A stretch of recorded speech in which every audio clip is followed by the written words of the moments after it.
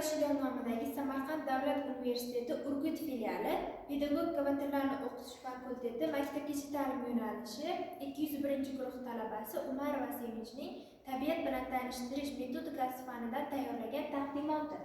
Mavzu: Avestoda tabiatni asrash haqidagi masalalarning yoritilishi. Reja: Avesto qadimgi muqaddas kitob sifatida va undan tabiatga munosabat. Avestoda suv, havo, tuproq va olamni muqaddaslashtirish tamoyillari, tabiatni asrashga doir axloqiy me'yorlar va tadqiqotlar, Avesto g'oyalarining bugungi ekologik qarashlari bilan uyg'unligi.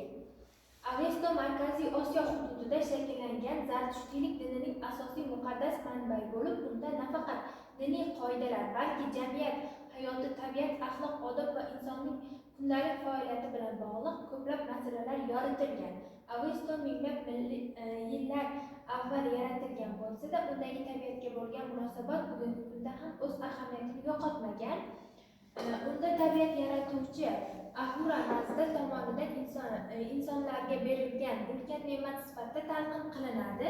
Shu sababli tabiiy boyliklardan to'g'ri foydalanish, tabiatga zarar yetkazmaslik, atrof muhitni asrash insonning muqaddas burchlaridan biri sifatida ko'rsatilgan.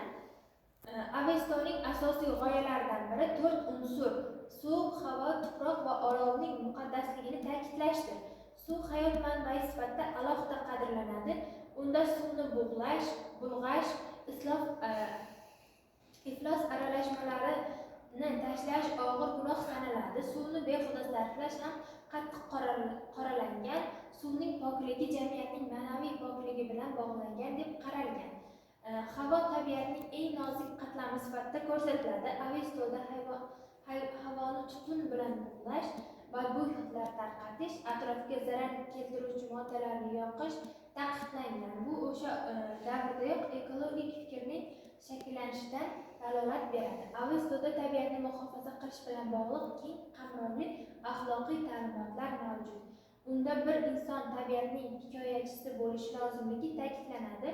O'simliklarni asossiz kesish, daraxtlarni nobud qilish, hayvonlarni ortiqcha ovlash yoki ularga shafqatsiz munosabatda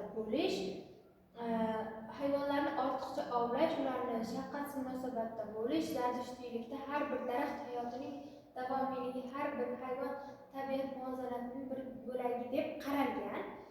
Avesto jamiyatini ekologik madaniyatga chorlaydi. Insonlar tabiatni faqat iste'mol qilmasligi, balki uni asrab parvarish qilishi kerak. Masalan, o'simlik ekish, bog'lar yaratish, yerlarni tozalash, suv manbalarini saqlash savobli amallar sifatida ko'rsatiladi. Biroq bu orqali Avesto tabiatni asrashni shaxsiy vazifa emas, balki jamiyatning umumiy burchi sifatida talqin qiladi. Xulosa: Avesto inson va tabiat o'rtasidagi uyg'unlik g'oyasini minglab yillar avval ilgari surgan noyob manbadir. Unga ko'ra, tabiatni asrash insonning eng ulug' fazilatlaridan biri, yaratuvchi oiladagi burchidir. Suv, havo, yer va olovning muqaddas qilib ko'rsatilishi orqali Avesto atrof muhitni asrashning mukammal tamoyili belgilab beradi. Undagi axloqiy ko'rsatmalar hozirgi ekologik muammolarga yechim topishda ham katta ahamiyatga ega. Shu bois Avesto nafaqat diniy matn, balki ekologik tafakkurning qadimiy manba sifatida insonning tabiatga bo'lgan mas'uliyatini eslatib turuvchi muhim tarixiy asardir. Foydalanilgan adabiyotlar e'tiboringiz